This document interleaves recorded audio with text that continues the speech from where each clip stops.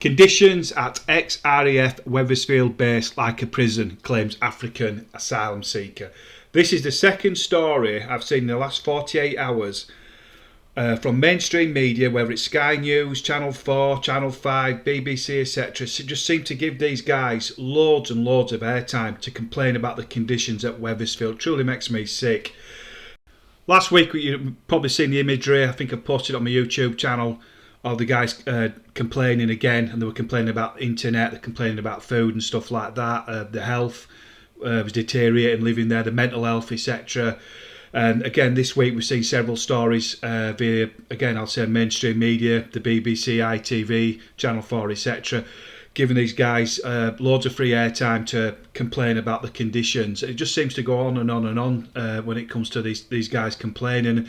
And in some respects, like a lot of people, you think, hang on a minute, these guys have come from war and persecution, that they'd be grateful just to be here in the first place, that they've been allowed to claim asylum, and as they know themselves, that they won't get deported. It's very much the same as the Pinelli situation, how they're given plenty of airtime to complain about the conditions, the living conditions. And again, there's plenty of charities on hand, Care for Cali, for example, who were there fighting the cause to get them in better living conditions, in a hotel or even, like I said, in private accommodation, housing, etc. So yeah, it just annoys you. It really does annoy you. So check out the video, see what you think of Christopher and his complaints. And what really hit home to me today was it's really cold where I am, and I can't afford to put the heating on. And I can do, I'll have to do it later on. I've no choice because it is too cold. But at the moment, it's absolutely freezing. So I've no heating on because I just genuinely can't afford to put it on, because I've just had a bill today which was like 30-40% extra compared to the previous bill. So it's expensive, and it's not just for me, it's for a lot of hard-working people out there. But when you get these guys with an entitlement complaining about just literally anything, it really does. It boils my piss, and imagine it boils your piss, if you don't mind me pardon that expression. So yeah, check the video out, leave a comment, and again, thanks for your continued support. Christopher, whose identity we're protecting for his safety, arrived in the UK on a small boat.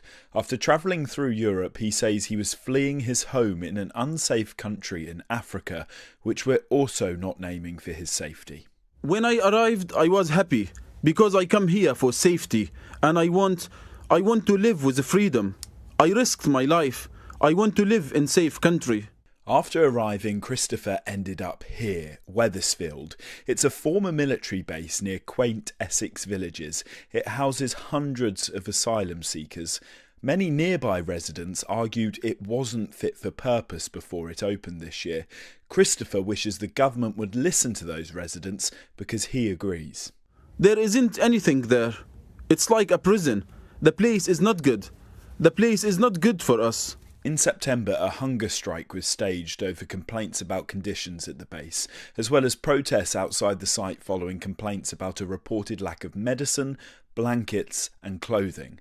Christopher complains about the food, saying it's so bad he's vomited it up before, and claims he and others still don't eat dinner. He says they're treated badly, saying medical help is hard to get late at night. I said I want an ambulance. I want an emergency. I am so sick. They told me they don't care. They told me no, we don't have an ambulance. We don't have emergency. But what can I do if I die?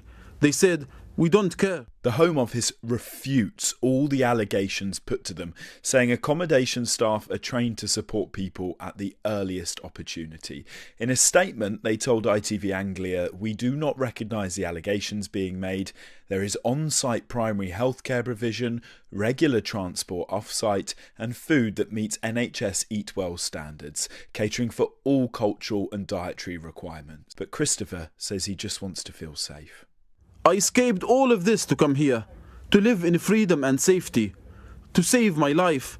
We came to live with a community, with a social life, and we want to be safe. But it's not in Wethersfield now. The government says Wethersfield is safe and saves the taxpayer money.